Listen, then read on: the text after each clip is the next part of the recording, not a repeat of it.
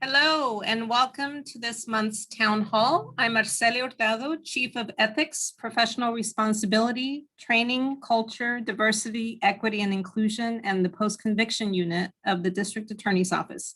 Tonight, we will be taking questions from San Franciscans directly for DA Boudin. Welcome, District Attorney Boudin. Thank you so much, Arcelia. It has been a busy couple of months, and I just want to acknowledge that we are now in Asian Pacific American Heritage Month. We just celebrated that yesterday with our Facebook Live, including awards to superstars in our office and in the community. And also, we recently held a summit on AAPI hate crimes, which was keynoted by Supreme Court Justice Goodwin Liu. And of course, we're busy doing the work day in, day out of prosecuting cases and promoting public safety. We're really excited, hopefully, that before the end of this month or early in June, we'll be able to start doing more trials as the city and our courts begin to reopen. And tonight, I'm mostly just looking forward to getting to hear from our constituents and to answer as many questions from San Franciscans as we have time for. Absolutely. So let's get right into it. As always, we received pre-submitted questions and we are going to work our way through some of them first and then turn to chat questions and then mix it up a bit. So we won't be able to get to everyone's questions, but we will do our best. Question number one for you, DA. This is a question from Ronnie. Ronnie asks, what are your thoughts about stealing at Walgreens and CVS?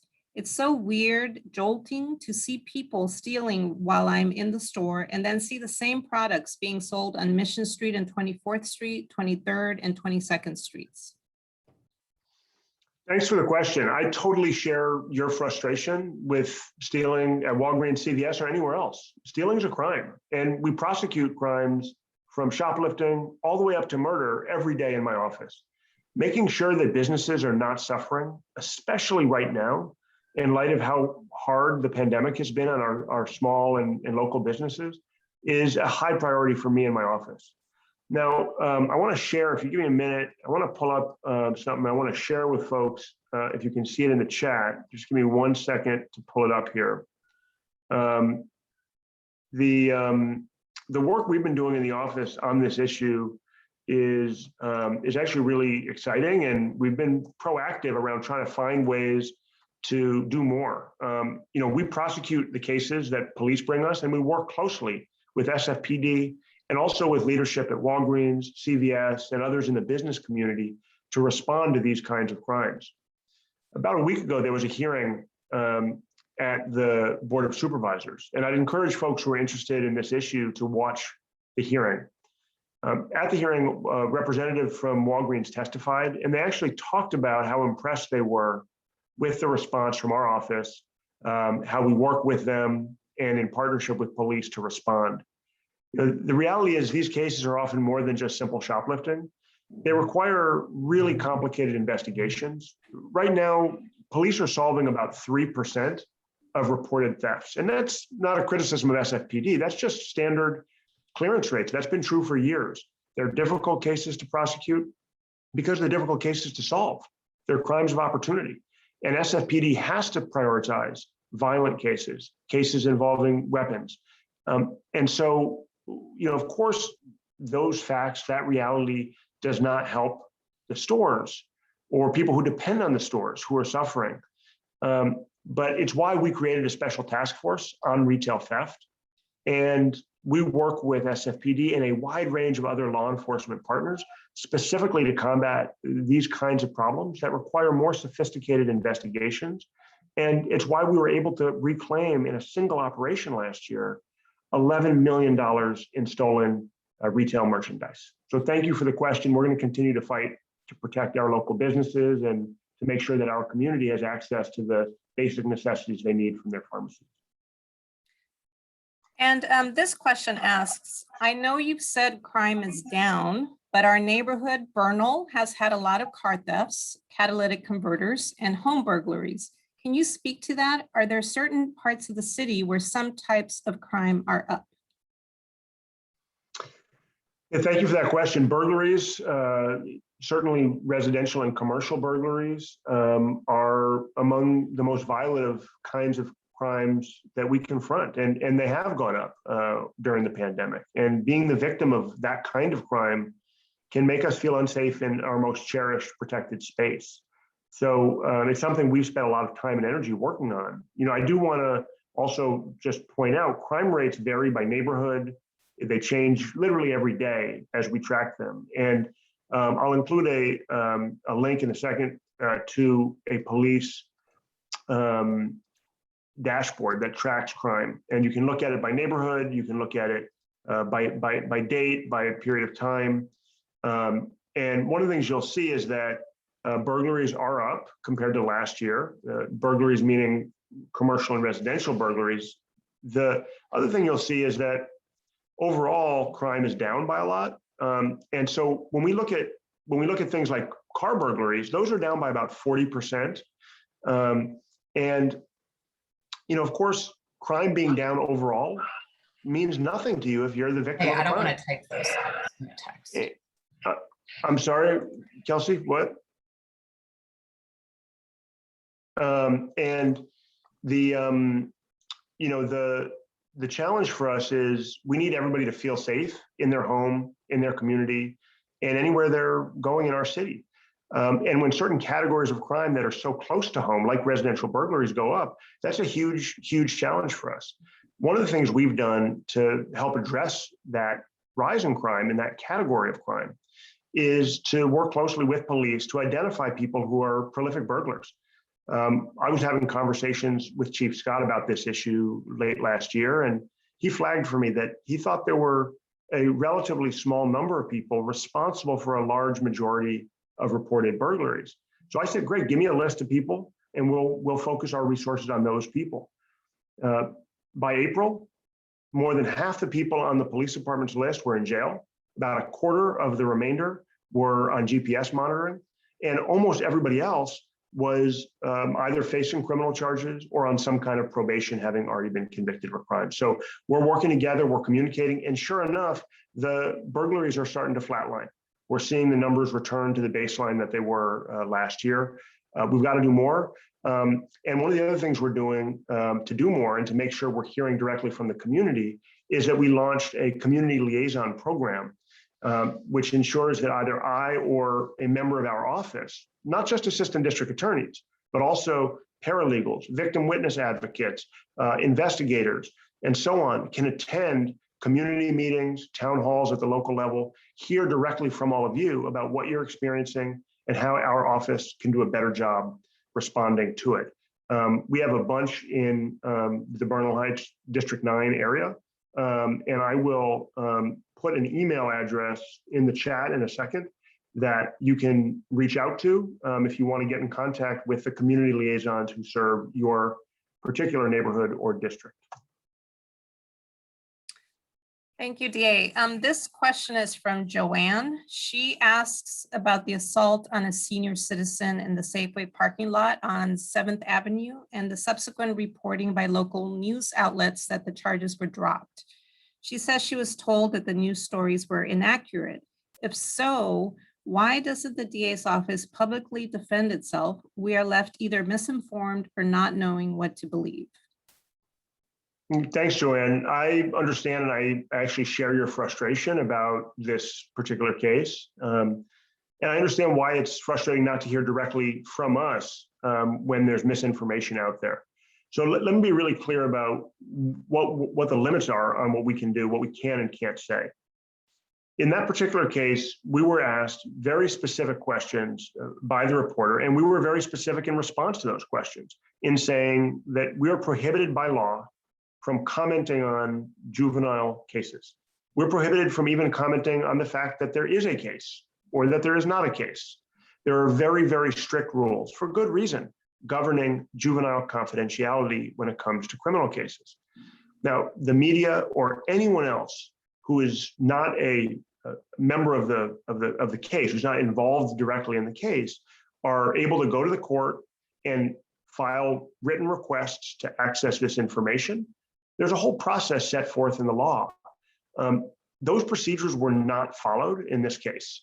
And my understanding is that the only sources that this journalist relied on were unidentified or anonymous sources.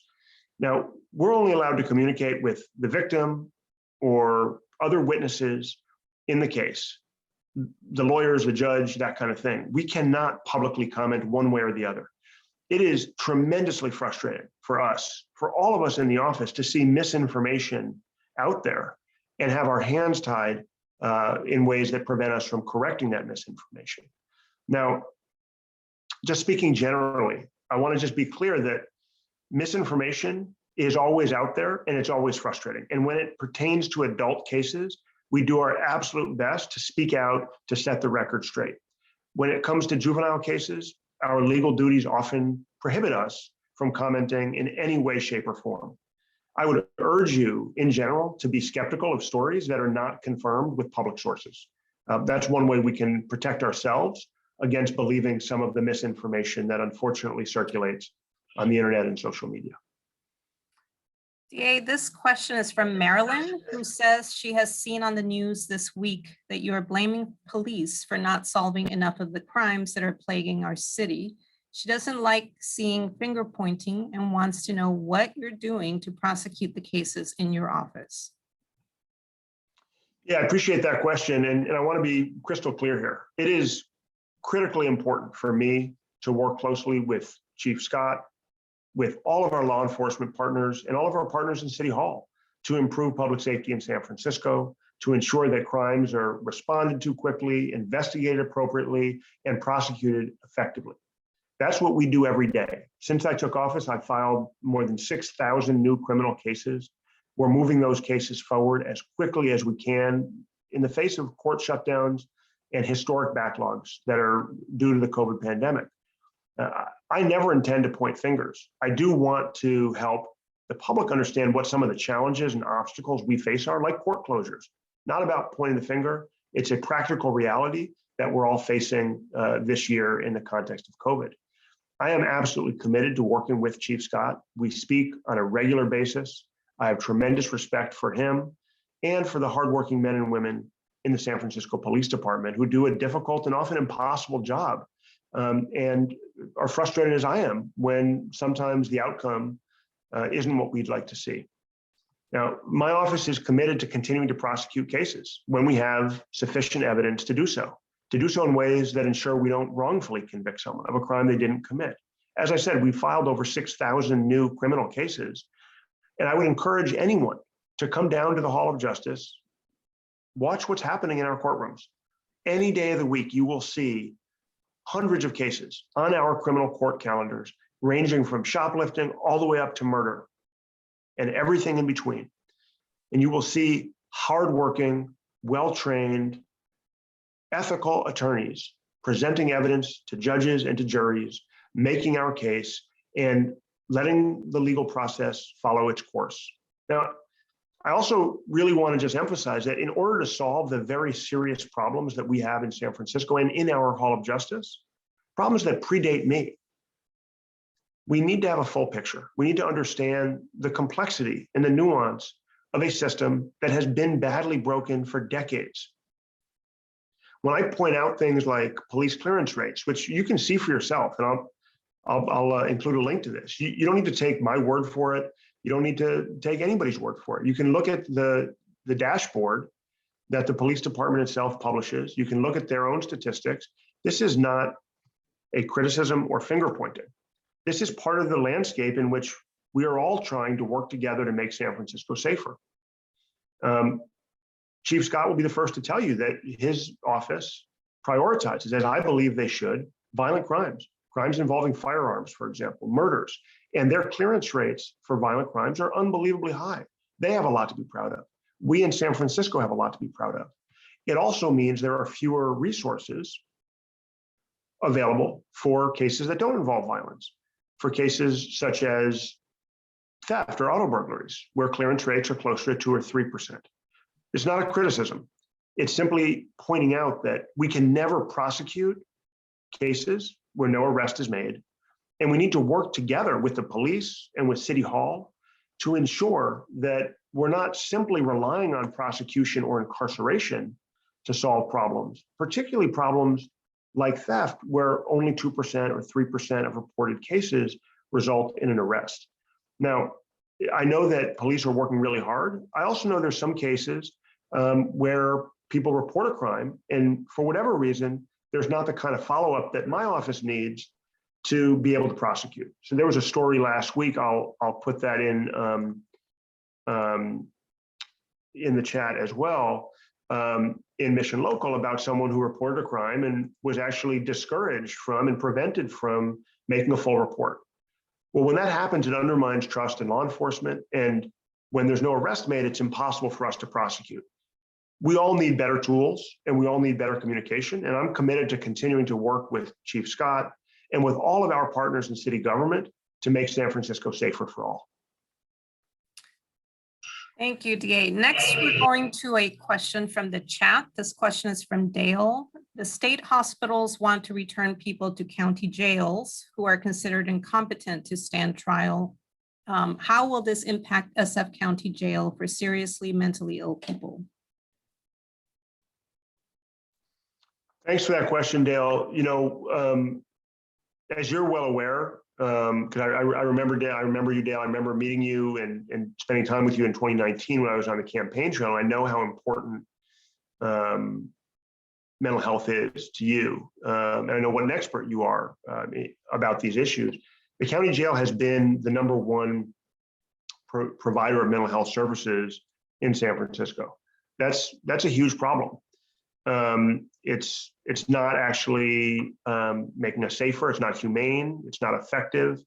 And you know, one of the things that we need to do is start providing upstream mental health services.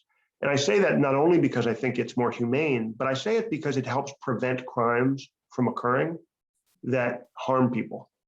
It is not enough, and it is not humane, and it is not going to keep us safe if we wait until people who are mentally ill commit serious crimes before we provide them with treatment.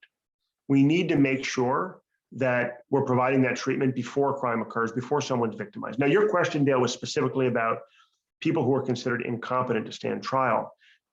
When that happens, when someone is found by the court to be incompetent, meaning they don't even understand the legal proceedings against them, they're usually sent to a state hospital outside of San Francisco County. And they only come back into the San Francisco County Jail ordinarily once the doctors in the state hospital believe they are competent, that they do understand the proceedings against them. So obviously we need more mental health beds. Ideally, we need them before serious crimes are committed. And we need state hospitals that do their job. When people are seriously mentally ill, we cannot dump them on our jails. We cannot simply wait while they're in custody indefinitely and hope that they get better. Jails are not good treatment facilities. Jails are not ideal places to heal folks with mental illness. State hospitals do a far better job. And I know those are sometimes imperfect as well. But it's essential that our jail does not become a dumping ground for people who need mental health treatment. And I fear that's what's happening in the shift that your question gets at, Dale. This question is from Dan. You just announced that you refiled charges against the Alameda sheriffs for beating that man. Why did it take so long to refile these charges? And will the sheriffs be held accountable for their lies and violence? Police brutality is really horrible, not only for the person who's directly injured by their violence, but by the entire community, all of us, because it undermines trust in law enforcement. And it makes it harder for people to trust and feel safe engaging with law enforcement. And for that reason, any case involving excessive force by law enforcement is a serious case, and we take it very seriously. Now, for folks who aren't familiar with the case in Dan's question, there were 2 Alameda County Sheriff's sheriff deputies who chased a car across the Bay Bridge. It ended in San Francisco, where the man they were chasing got out of a car, lifted his hands up at that point to surrender, and they brutally beat him. They brutally beat him. And excuse me, I got a little tongue twister there. They brutally beat him with their batons, striking him numerous times, lacerations, broken bones. Much of this was caught on video. And that case was actually initially filed before I took office. And it was being handled by lawyers in our homicide unit. It's the kind of case that our Independent Investigation Bureau was actually created to handle. And I wanted it to be handled by our Independent Investigation Bureau. The case was set for trial, and one of our key witnesses was unavailable. This was right at the beginning of the COVID pandemic. The judge refused to grant us an extension of time, a continuance, for that witness to be available. And so the case was dismissed, very clearly intending that we would refile it. But we didn't want to refile it right away because we didn't want to be in a position where we had to dismiss it a second time. You're only allowed to dismiss cases one time and refile. Ordinarily, you don't get to refile it that third time. And so we wanted to wait until we were fully ready and anticipated that we'd be able to take the case to trial without any obstacles related to witness availability. It was particularly important because of that first dismissal that we not rush to refile the case, that we make sure we had all of our T's crossed and all of our I's dotted. And that's what we did. We took the time to do that. I was pleased to be able to refile the case and to be able to move forward with holding these sheriff's deputies accountable for the really serious misconduct that we've alleged against them. Look, at the end of the day, I will always do whatever I can to hold people who commit misconduct accountable, whether they're police or sheriffs or anyone else. It's why we refiled this case. We were crystal clear from the beginning. We had every intention of refiling it. And it's why I'm committed to seeing it prosecuted successfully. It's also why I've taken steps in other areas outside of individual cases to help ensure we can move forward towards police accountability and transparency. For example, I co-sponsored Assembly Bill 127, which would eliminate a key barrier to filing new criminal cases against law enforcement. There's a whole range of things we've done at the state level and at the local level, beyond the individual cases we filed, to help ensure that we no longer live in an era where police can commit crimes with impunity.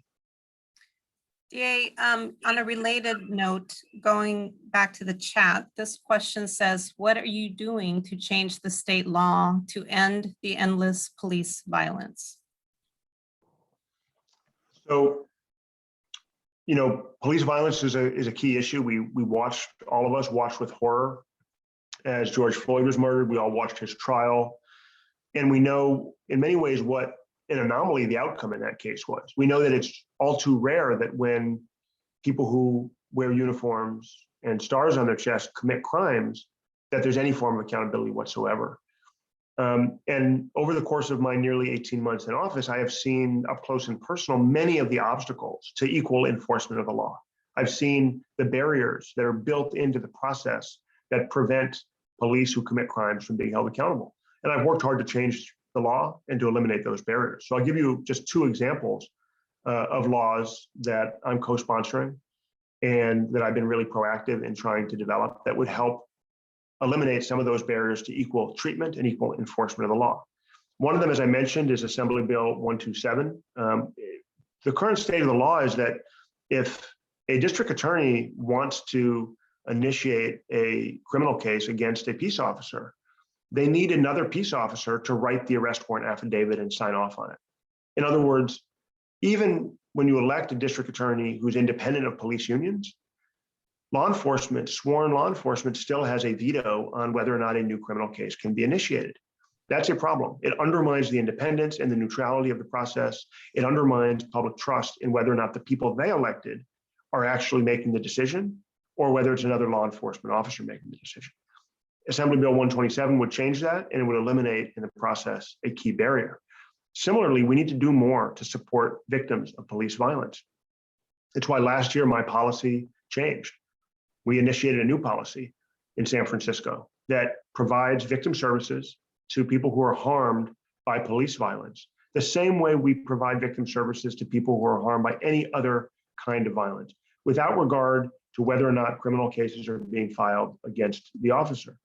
And I'm proud to say that our local policy here in San Francisco is now the basis of a proposed state law, which hopefully will pass through and be enacted into law in a way that would require the California Victim Compensation Board to provide the kind of supports to people who are injured or their family, surviving family when someone's killed, that all victims of violent crime deserve, so that families who've had a loved one killed by the police aren't relying on a GoFundMe page to cover funeral and burial costs.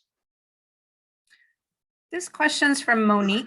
She asks, why didn't you file charges against the officers for the killing of Amilcar Perez Lopez? She said the case seemed obvious to her and asks, what more do you need to file against these officers?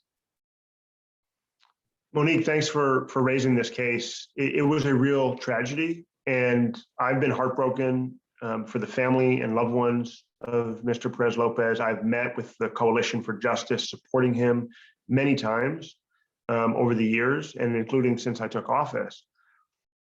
I promised the Coalition for Justice, and I promised the public in San Francisco that when I took office, we would do what we call a second look, that we would do our best to reinvestigate the case. Now, remember, the previous administration had already declined to prosecute this case.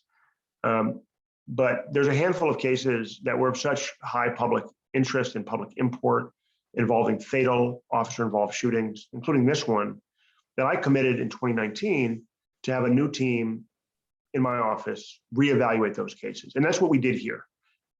We looked at every piece of evidence. We spoke with every witness we could find that we had questions for. But one of the things that was challenging was the passage of time. And I want to just give a few examples about the ways in which the passage of time made it really difficult for us. If this were to happen today, we would have a team of our lawyers and investigators respond to the scene, interview witnesses, gather their own evidence. It would be, in other words, a very different kind of investigation. Instead, it was the police department investigating themselves, and we're relying on their investigation. We can't recreate facts or get contact information for witnesses who didn't make it into that investigation. The other issue with the passage of time is that almost all of the possible criminal charges, like assault or battery or assault with a firearm or assault by a peace officer, are barred by the statute of limitations. In other words, it's impossible, it's illegal at this stage for us to file any criminal charge in this case other than murder.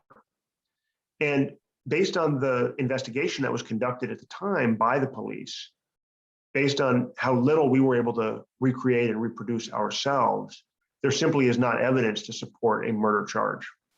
I want to be really clear. This decision does not in any way mean that we think the police handled this situation appropriately. It doesn't mean that we think the officers did what they were supposed to do, followed their training or their rules and regulations. It doesn't mean that we think the investigation that was done properly. It means we have to work with the evidence that's available to us. And it is exceedingly difficult to go back in time and redo an investigation that was not done properly. It's exceedingly difficult to go back in time and reverse a decision that was made in great detail and with tremendous fanfare and publicity by a prior administration. I know that this decision is painful for many people in our community. And I hope that the process of conducting a thorough second look, of having a new team of lawyers and investigators evaluate every piece of evidence, provides some small comfort. I also know that families and victims of police violence deserve support to cover burial and funeral costs, to recover from the trauma, even where it's not possible to file criminal charges. And that's why I sponsored Senate Bill 299. I talked about that a moment ago. It's a bill that would ensure that victims of police violence receive the same supports as any other violent crime victim. It builds off our own office policy that I was proud to launch last summer. And I hope you'll help me ensure that SB 299 becomes law. Next, we're going back to the chat. This question is from Brian. Brian asks, what are you doing to end the fentanyl epidemic? Drugs have taken over our city.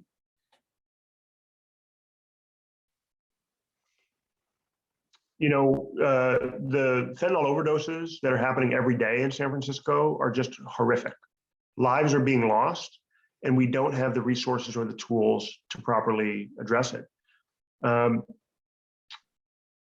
I understand why all of us are outraged when we see open air drug dealing, when we see the impact it has, not just in terms of people being, losing their lives to overdoses, but also when we see the impact it has on small businesses that are trying to survive in neighborhoods that are overrun with open air drug use and drug selling. When we see the impact it has on families, like all of the families in the Tenderloin with school-aged children that have to navigate just absolute human misery in order to go about their daily lives, to go to school, to go to the grocery store. We've got to do a better job. So let me tell you a few of the concrete things that we've done in my time in office to try and address this problem and what I see as some of the challenges and next steps. First of all, we file felony criminal charges in about 80% of drug sales cases that the police bring us. Now, we know that's not enough. We know it's not effective for the same reasons that the war on drugs has failed all over the country. But we've continued to file those cases. When police bring us charges, no matter how small the quantity of drugs, no matter how de minimis the evidence, 80% of the time we are filing felony criminal charges. Now, the other thing we did, because we know that's not doing the job, is we made a proposal in partnership with Supervisor Matt Haney to launch a fentanyl task force that would bring together public health approaches with criminal justice approaches, with upstream investigative approaches. And I'm sorry to say the city has not considered that to be a priority in the budget, and I don't expect that it's going to get funded. We asked for it to be done as a supplemental budget. We believe that the crisis we see on our streets, the fentanyl overdose deaths, require immediate urgent action. And we asked the city to do a supplemental budget to give us and our partners the resources to make a meaningful impact. It hasn't been a priority for the city when it comes to funding, and we don't have a fentanyl task force as we requested. The other thing that we've started to do and we've started to look at is how we can encourage SFPD and other law enforcement partners across the Bay to not just focus on street level arrests that usually net a couple grams of drugs and that don't give us much leverage when it comes to taking apart the networks that are bringing this poison onto our streets, but instead work our way upstream and look at higher level dealers, people who are part of the supply chain, to make bigger seizures, larger quantities. It's a far more efficient use of law enforcement resources. We have more leverage in criminal cases, and we do a better job getting these toxic substances off our streets. That's got to start happening. I'm working with Chief Scott and with law enforcement across the Bay to ensure we're focusing our resources upstream. And finally, and this is really the most important part, we need to expand our public health response. We need safe consumption sites because people are dying every day in San Francisco from fentanyl overdoses. People don't die in safe consumption sites. We need to make sure that there's a safe place to prevent fatal overdoses. And while people are there, we can engage them using harm reduction techniques and best practices from medical providers to help reduce dependence on dangerous drugs, to help engage people in alternative lifestyles that can get them off the street and on their feet. Thank you, DA. Next, we're going to take another question from the chat. It's an anonymous attendee asks, you mentioned you have sponsored some legislation. I'm confused. How can a DA sponsor state law? And why is this important and related to your job in prosecuting and promoting public safety? Yeah, so a good question. Appreciate that. There are a number of different ways. I don't want to get too technical or too boring, but big picture, it's my job to try to make San Francisco safer. That's what I do every day, all day. And I use every single tool in my tool belt to do it. And I understand some people would rather perhaps see me in court all day, every day. But I want to think outside the box. I want to be creative, and I want to work with partners at all levels of government, local, state, federal, to make sure that we have the tools we need to keep our city safe. So in addition to going into court, as I've done many times, handling, for example, an indictment in a murder case, handling a number of arraignment calendars when we had staffing limitations because of COVID, and more. I've done all that, but I also want to make sure that the laws on the books are helping us to promote safety, to build trust in law enforcement, to be more efficient with our resources. And so I'm able to get behind and either officially co-sponsor or testify at state or assembly hearings on bills. For example, later this evening, I'm scheduled to testify in support of a bill that would eliminate the spousal rape exception. I don't want to, again, dive too deep in the weeds, but this is just an example of a really outdated, anachronistic law that's on the books in California that treats rape of a spouse very differently than any other kind of rape. Now, I believe that rape is one of the most serious crimes we prosecute. It's why we put our most experienced attorneys in our sex crimes unit. And it's why we have very serious specific sentencing guidelines for people who commit sex offenses. And yet, for some reason, California law creates this massive exception if someone rapes their spouse. I think rape is rape, no matter what the relationship between the people. And I think it's high time that California law change to reflect that. So I'm going to testify later this evening. I testified last night at our Democratic Central Committee on the same issue. And I'm going to continue to work with local partners and state partners to change laws that are needed to be changed in order to promote public safety. And I could give you half a dozen other examples of things we've done, whether it be around police accountability, around equality and enforcement of the law, around appropriate allocation of law enforcement resources. But the more technical or procedural answer to your question is, as a department head, San Francisco City Charter empowers me and any other department head to directly sponsor and introduce resolutions or ordinances for consideration by the Board of Supervisors. And our state legislative rules also empower me not to directly submit, but to co-sponsor legislation if the authoring assembly member or senator welcomes my sponsorship. And I'm proud that this year I'm sponsoring 5 separate bills and actively supporting a number of other bills as well at the state legislature. Thank you. DA, this question is from Adrian. Adrian asks, homicides and gun violence are on the rise, and I feel unsafe walking down my street. What are you doing to combat this scary rise?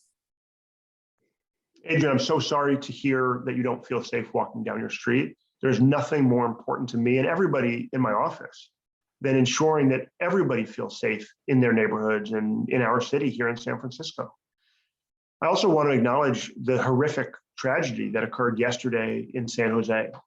We know there's a rise in gun violence across the Bay Area. Oakland and San Jose have been hit particularly hard in the last year. It's also a trend we see nationally, and it's a horrific trend. We have to put a stop to gun violence. We have to get guns off the streets. Now, as Chief Scott said last week at the Police Commission, where I was also testifying, our homicide numbers in San Francisco are actually pretty consistent over the past 5 years. Now, 2019 was a record low. It was the lowest number of homicides in 56 years. But if you look at where we're at in 2020 and so far in 2021, we're actually on pace to be at the average over the last 5 years, which is historically extremely low. Now, that doesn't mean anything to the families who've been touched by gun violence or by any kind of homicide. Every single homicide is a tragedy, and we have to do better to prevent them. We would love to see the numbers fall even lower than they were at that record low in 2019. I'll tell you, police clearance rates, the rate at which police make arrests in homicide cases, is absolutely one of the highest. I think last year they actually made an arrest in 100% of reported homicides. And it's also one of the categories where we have the highest prosecution rates of any other category of crime. It's where our caseloads are the smallest, and it's where the most experienced, most capable trial lawyers in our office are assigned. Now, this is also true for gun violence in general. It's not limited to those cases where someone's killed. We have to do a better job working together to get guns off the street, to protect the public from the gun violence that we're seeing all around the Bay Area and around the country. Now, I'm working really closely with Chief Scott on this issue. In fact, a group of my lawyers recently went on a tour of the gun crime lab that SFPD runs to better understand some of the forensic capabilities and limitations. And we're trying to think outside the box, not just about prosecuting individual people who are arrested with guns. We do that every day, but also moving upstream and thinking more creatively about how we can prevent guns from hitting our streets in the first place. I hope that over the next few weeks, we'll have some significant announcements about efforts we're taking, again, in partnership with others. This is work we have to do together. We can't do it alone to really stem the flow of guns onto our city streets. Back to the chat, Dale asks, how are opioid users who wind up in jail treated for their withdrawal symptoms? The issue of withdrawal and treatment in the jail is a really important one. We know that about 80% of people in our jail are presumed innocent. They have not yet been convicted of a crime.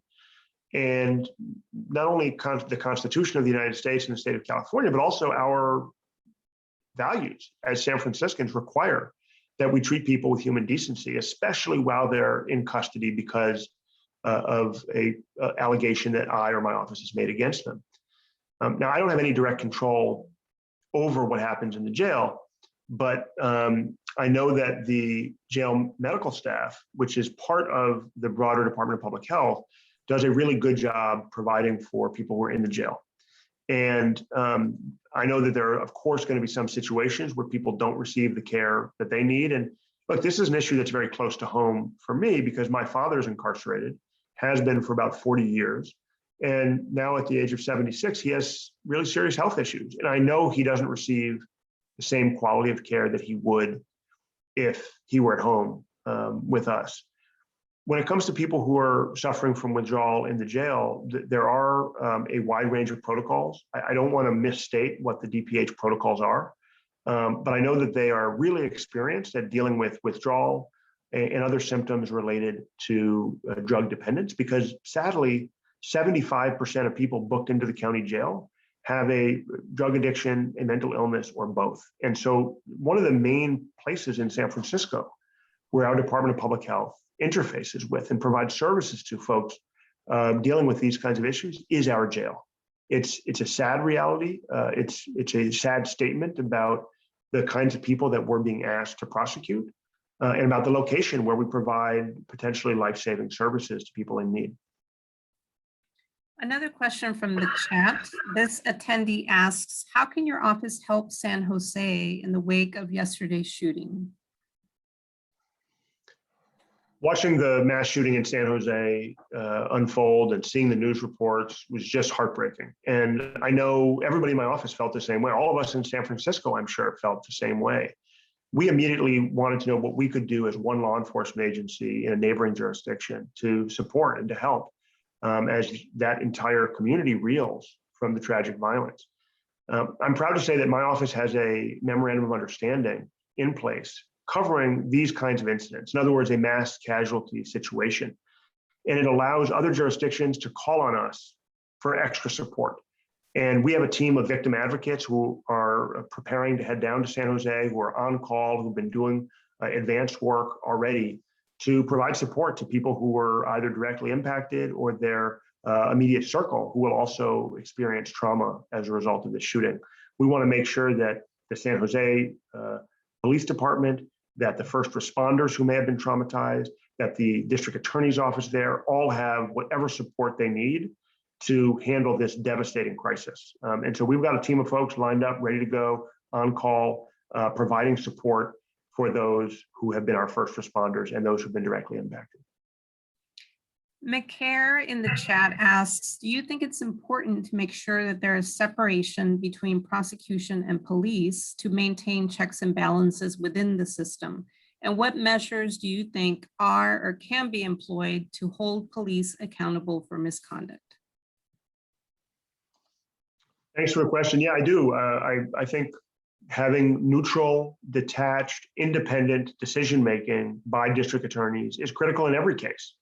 And the area where we see the most persistent conflicts all across the country are when district attorneys are asked to evaluate or consider prosecuting law enforcement. And there's kind of a two-step conflict of interest, right? On the one hand, we work all day, every day with police, with local law enforcement that make arrests, that bring us cases, that ask us to prosecute, that testify as our primary witnesses in our cases. And then there's another level of conflict, which is that most district attorneys are elected with financial and political support from law enforcement unions, unions that represent the very same people who they're being asked to consider prosecuting. And those two conflicts do tremendous damage to public trust in the independence and neutrality that is necessary in law enforcement. And so to address that, I've done a number of things. First of all, I've promised not to take direct support, political or financial, from law enforcement unions or their members. In fact, when I raise money politically, I have a disclaimer. I don't accept money from people in law enforcement. We work together every day. I have tremendous admiration for people who wear uniforms on our streets and who do a nearly impossible job every day, a dangerous job. But I'm not going to accept political support from them because I need the public to know. I need all of San Francisco to know that when there's an officer-involved shooting, or when there's a question about whether an officer perjured themselves on the witness stand, I am going to make my decision based on the facts and the law, not based on any expected political or financial support. It's why I urged the California State Bar to issue an ethical rule that would prohibit elected district attorneys or district attorney candidates from accepting financial contributions from law enforcement unions. And it's why I'm proud to have supported a bill at the state level that would force any district attorney who has accepted contributions from law enforcement to recuse themselves from evaluating whether that case should be prosecuted. We need independent decision makers. We need the public to know that the elected officials or whoever it is that's deciding whether or not to file criminal charges is not beholden to police unions that represent those accused. Anonymous attendee in the chat asks, what are you doing to protect our AAPI community and elders? They are being targeted and we feel unsafe. Watching the fear and hearing about the anxiety that members in our AAPI community are living with every single day right now is just devastating. It's been a major focus for me in my office over the last several months and really over the last year. As soon as the COVID pandemic hit, we realized that the dangerous rhetoric coming out of the White House was going to put our vibrant and resilient Asian American community here in San Francisco at risk.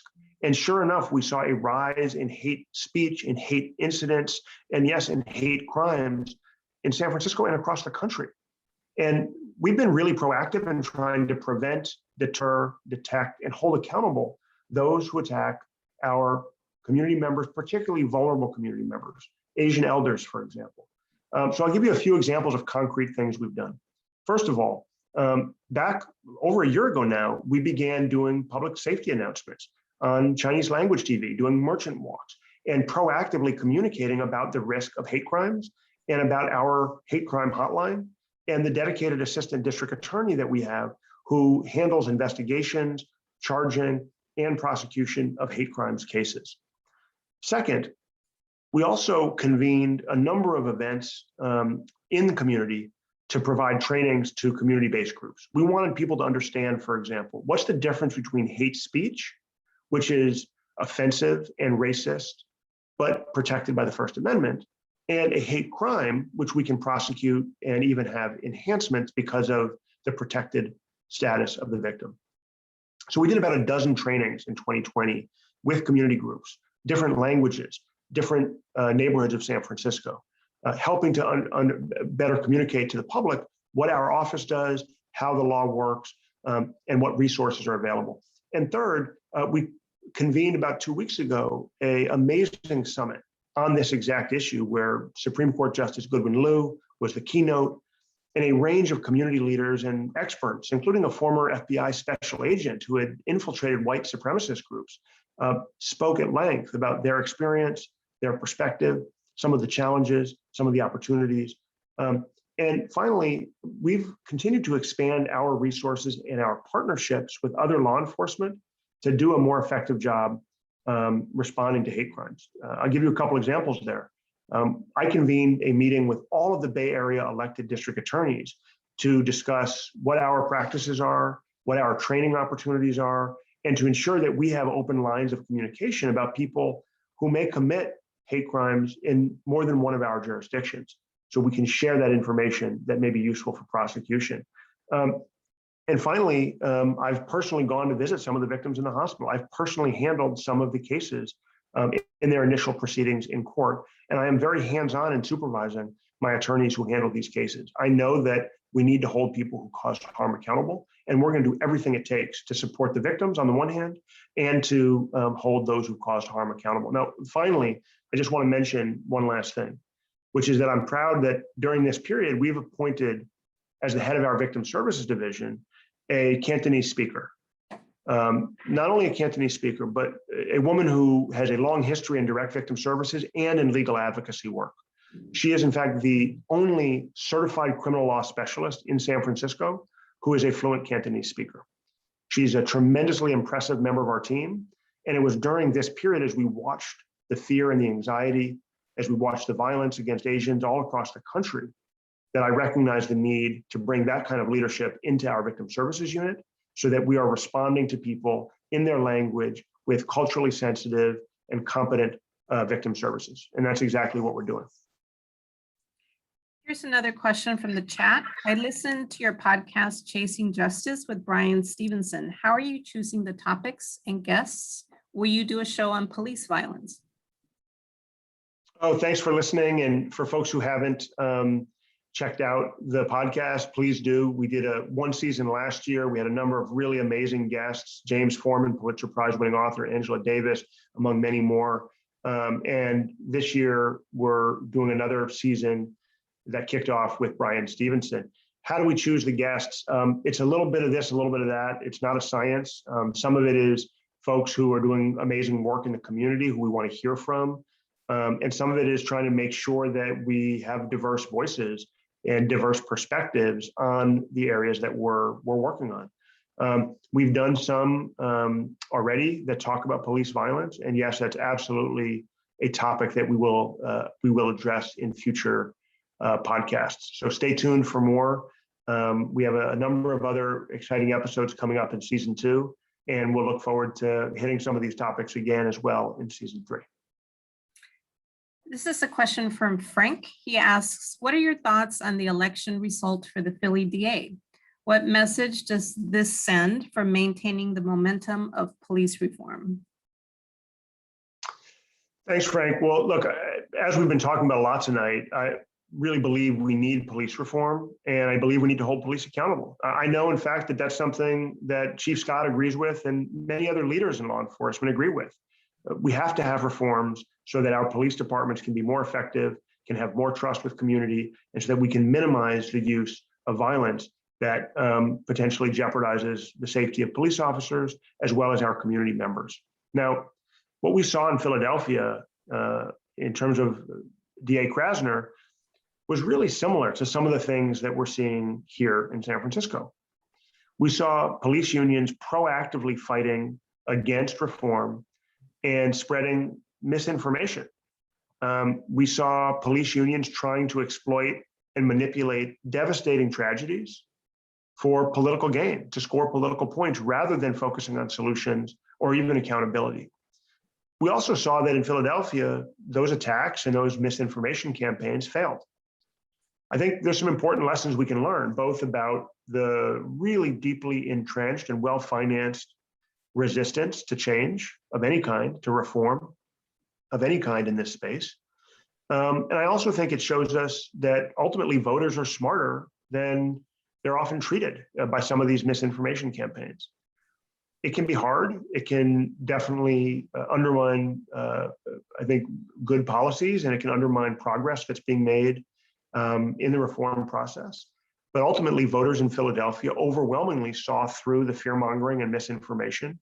I think they realized that many of the attacks on DA Krasner were unfair and dishonest, and they judged him on his record rather than on the misinformation campaigns. Now, look, Philadelphia is a different city than San Francisco, and I don't think we should, ignore those differences or minimize the really significant work that I have, that my office has, that all of us in San Francisco have ahead of us to accomplish the kinds of reforms that I was elected to implement.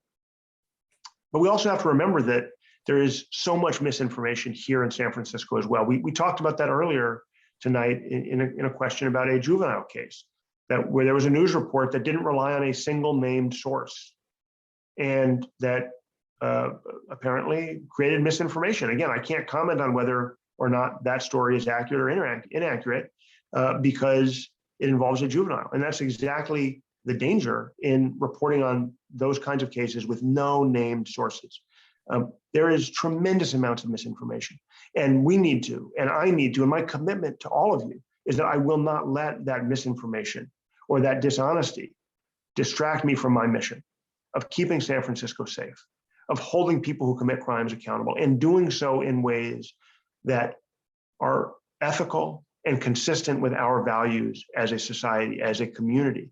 We must continue to address the root causes of crime. We must move away from the failed approaches of the past, and we must ensure that we're enforcing the law equally, no matter who it is that's violating it. Now, let's be clear. When we see homicide rates ticking up in Oakland or in other parts of the country with more traditional or conservative district attorneys, we do not ever see police unions blaming the elected district attorney for those crimes. Never happens. Keep that in mind. We see the attacks on me. We see the attacks on my office. We see the attacks on Larry Krasner and others based on politics, not based on facts or data. Look around, compare what's happening in other jurisdictions, and you'll see that San Francisco has a lot to be proud of. And we also have a lot of work to do. And I'm committed to not letting the misinformation campaigns distract me from that work. Thank you so much for this thoughtful conversation, Dia Boudin. We're out of time, so we will have to stop here.